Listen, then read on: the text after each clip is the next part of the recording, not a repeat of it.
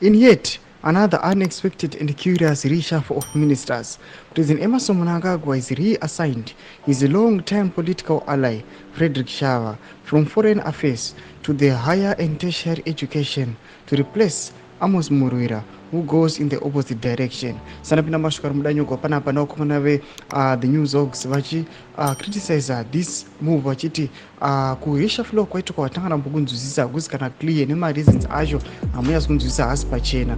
Sanapina mashukar mudanyura pana mlodbo subscribe or like or turn on the bell icon. Tipina panapa the news orgs onyora vachiti. This means Murwira is now Foreign Affairs Minister, while Shava in Higher and Tertiary Education Minister. The changes were not clearly explained beyond sophistry.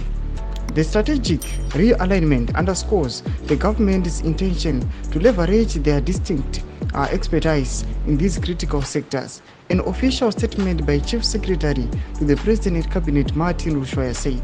In March, Mnangagwa swapped the portfolios of industry and commerce and environment, moving Sitembiso Nyoni to environment from industry and Mangadi Sotlovo back to industry and commerce from environment with immediate effect.